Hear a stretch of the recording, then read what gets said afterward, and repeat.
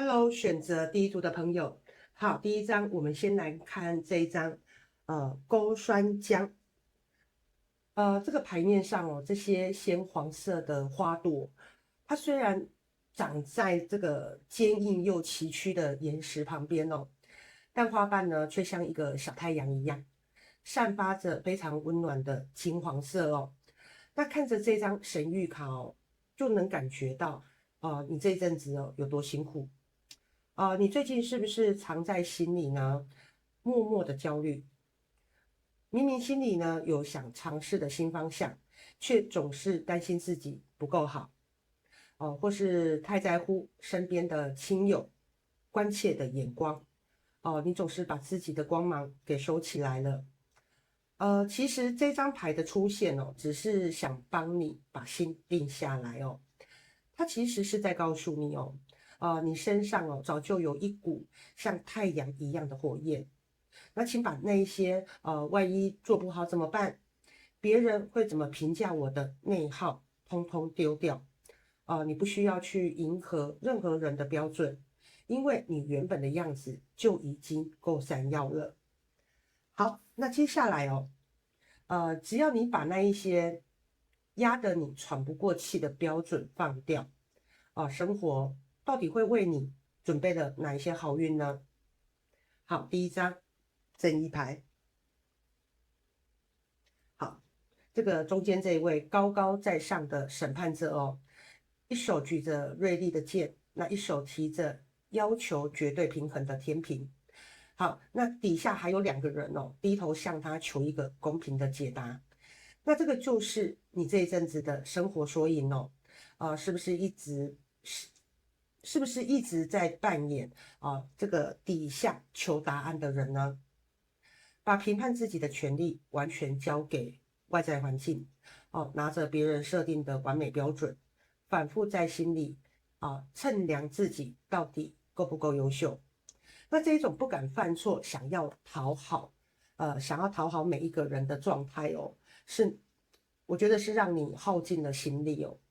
好，接着第二章命运之轮，好，这个代表着8月你终于来到一个很关键的转折点。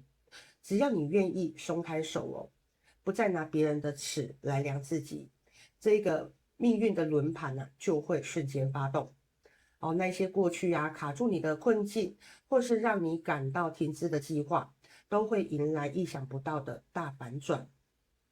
把好事一口气推到你面前的。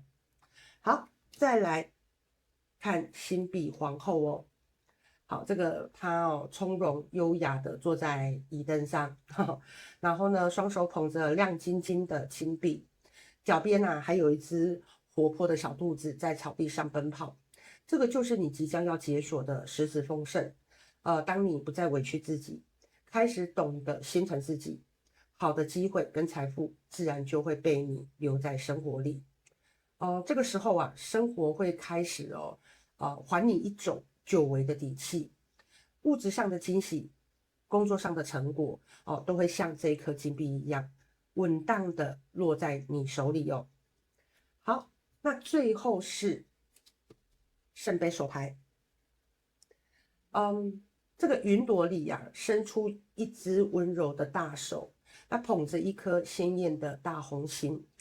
这个金色的圣杯里呢，源源不绝的喷涌出5道清澈的水流，直直的灌溉到底下盛开的莲花池里。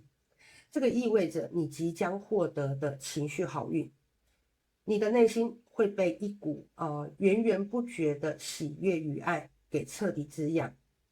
你会遇到能真正懂你的人，或是找到一个让你发自内心感到幸福的新生活。好，那为了让这一份好运能更稳的落实到你的生活中，最后呢，抽一张语录卡，让这句话当你最强大的精神后盾。好，这一张阿德勒的语录卡哦。好，上面写着，为何大多数人都无法理解自己的梦？原因简单，因为即便是清醒时，也很少有人能真正了解自己。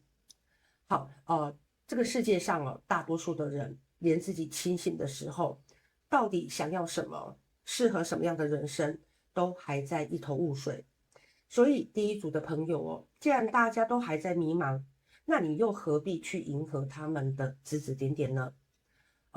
何必把别人的随口一句话就当成压垮你自信的魔咒呢？把主导权彻底拿回自己身上了。说真的哦，你已经帮别人的期待打了太久的工了，你要回头做你自己。刚才讲的那一些好运哦，你是可以理直气壮，通通把它领回家的。好，希望第一组的解读哦有陪伴到你，祝福你，我们下次影片见，拜。Hello，选到第二组的朋友，抽完这组牌哦，我的感觉是，你最近是不是觉得自己呀、一直在相同的坑里鬼打墙？好，比如说，明明知道某一些人和事啊不能再碰，你还是心软给机会，或是明明知道某一个工作方式只会把你累得半死，你却还是习惯性的一个人把它全扛下来。好，我们来看这一张，栗树压包。好，这个牌面上哦，这个刚要破壳而出的新芽，那底下哦写着一句非常重的话哦，从过往的教训学习到正确的方法。好，这张牌哦，它不是要责怪您的意思哦，而是想把你从那一种明明知道却还在装睡的状态里摇醒哦。那它是在提醒你，你在过去有踩过的坑、流过的眼泪、跌过的跤，真的已经够多了。那这些冤枉路呢，你绝对不能白走。你已经缴了足够多的学费，现在是时候把那一些惨痛的经验，通通淬炼成你的智慧，彻底跳出这个无效的恶性循环了。好，那么在整个8月哦，这一波把主导权拿回来的力量，会在你的生活里具体发生哪一些事呢？好，这张权杖十。好，这个牌面里这个人，一个人抱着10根粗重的权杖，那整个人呢是弯腰挺不起来，连前方的路呢都稍微被阻挡的看不清，但他还是在硬撑。这个就像哦，你前阵子最真实的痛苦根源哦，你总觉得事必躬亲才安心哦，或者习惯性的把别人的责任、情绪通通揽在自己身上。你总以为只要自己有再多撑一下下，再多忍耐一点点，那事情呢就会变好了。但事实是这种拿命在硬撑的模式哦，已经让你的身心能量彻底到了极限哦。好，接着是死神牌。很多人哦看到这张牌会觉得害怕，但我跟你说，在8月，这个绝对是一张大吉牌哦。白马上的骑士，他是坚定的走过去，这个代表着那些一直拖垮你、消耗你、让你不断鬼打墙的旧模式哦，在8月会被彻底断舍离，走入终局。哦，那这个会是一场非常痛快、非常利落的大扫除哦。你连力气都懒得用，连废话都懒得多说。那些烂摊子自己就会收尾。那些只会消耗你的人呢，无效的工作方式啊，这一次通通直接画下句点。好，那当你勇敢的把那一些烂包袱扔掉之后啊，接下来你就进入了圣杯皇后的状态哦。好，圣杯皇后安静优雅的坐在水边，那双手呢温柔的捧着属于她的圣杯，眼神里满是从容。这个代表你的情绪终于要迎来久违的大平静。你不再为了外面的乱七八糟动摇，那你的心呢会变得非常安定，不再陷入自我怀疑，也不会再为了不值得的人睡不好觉哦。你会开始懂得心疼自己，滋养自己，那一种久违的内在平静跟清晰的直觉，会彻底回到你身上。好，那最后我们看这一张圣杯九。好，这个在塔罗牌里是俗称的许愿成真牌。好，这个人双手环抱，那身后呢摆满了9个代表圆满的金杯，脸上写满了满足与自信。这个意味着8月，只要你敢斩断过往的旧模式，你梦寐以求的那一个结果会以一种让你超有成就感的姿态落地。好，不管是你想要的事业目标、理想的生活状态，甚至是摆脱已久的困顿，你都能昂首挺胸的把它拿在手里，享受这一份专属于你的胜利。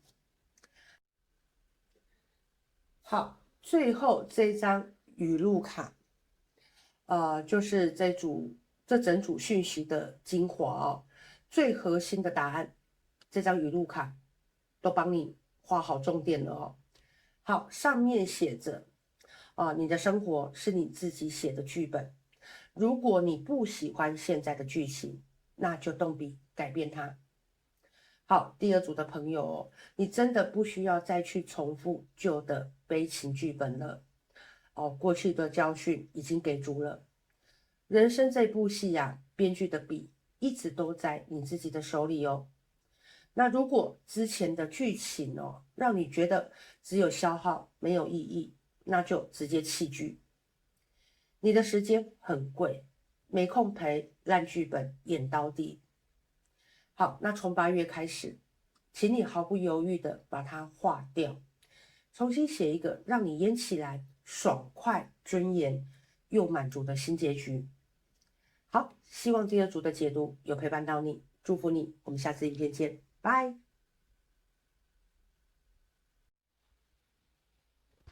Hello，选择第3组的朋友，好，一开始我想问你一句比较直接扎心的话你还打算在某一个岔路口来来回回走走停停摇摆多久呢？你是不是总习惯在做决定的时候去问身边人的意见，或者趴片论坛狂刷相关影片，急着想在别人身上找一个让你安心的答案？结果问了一圈，别人的声音越来越杂，你自己的声音反而被彻底淹没了。好，我们来看第一张，线球草。这个牌面上有写着，通过虚幻之印到达凯旋之门。好，虚幻之印、凯旋之门这8个字直接戳破了你最近内耗的源头。你一直以为你是还没准备好，但说穿了，你只是陷入一种既想要 A 的安全，又想要 B 的好处的双重焦虑里。你花了太多的时间去预言那一些根本还没发生的坏结果，你花过多的能量去揣摩别人会对你产生什么评价。但请你睁大眼睛看清楚那一些让你晚上睡不好、焦虑到让你坐立难安的恐惧90%以上，通通都只是你自己吓自己的虚幻之音。你被自己的想象力给绑架了。好，再来看这一张审判牌，好，很漂亮这个就是你的清醒时刻。好，你看这张牌这里下面有厚厚的云已经散开了，那底下的亮光完全透了出来。这张牌就是在点醒你路早就开了，光也照进来了。别再假装看不见，该清醒了。好，那当你决定彻底醒过来的这一刻我们就会走到这一张隐士牌。好，你看这张牌一个女生独自泡在浴缸里，点着烛光，闭上眼睛。好，这张牌要你做的就是开启极致的闭屏力。什么叫闭屏力？就是不合拍的人直接开静音，不重要的事情一句都不回，把门关上，谁也别想进来消耗你。把那一些无意义的社交啊，给负能量的朋友圈啊，你通通关静音。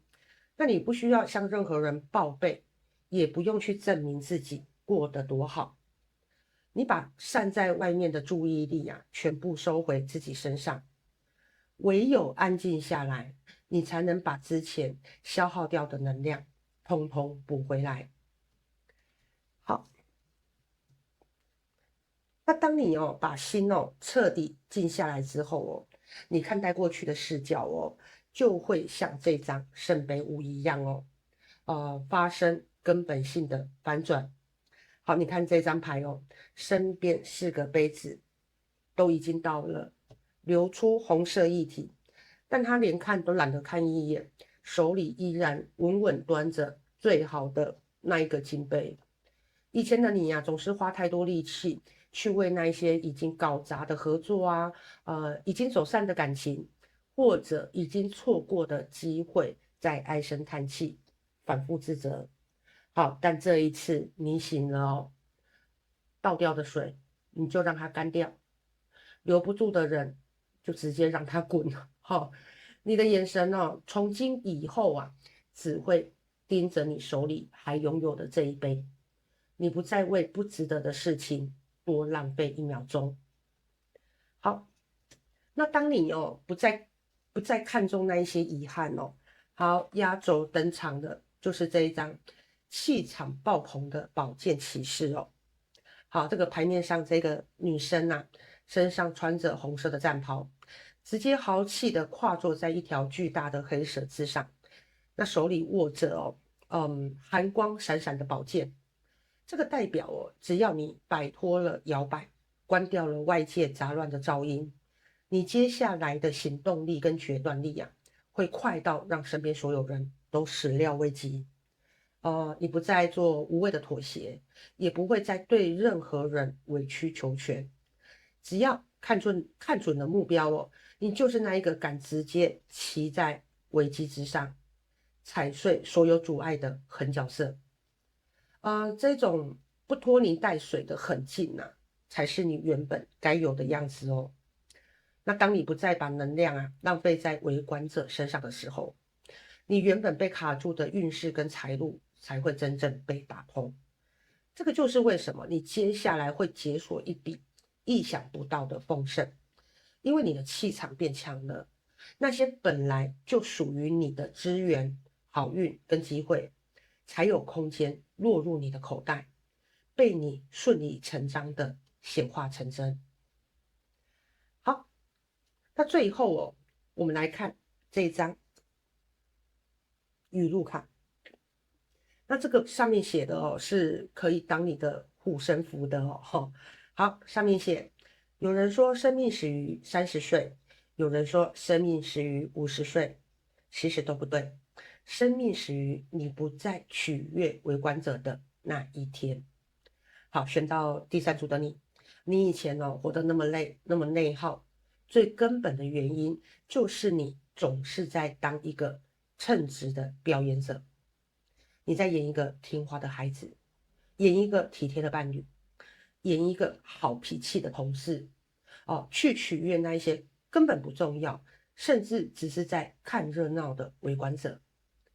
但从此刻开始把那一些围观者的掌声、酸言酸语，通通当成边角料你的人生是一场属于你自己的独角戏你不需要任何观众给你打分数你自己演得爽快、尊严、通透，才是唯一紧要的事好，祝福第3组的朋友，我们下回见，拜。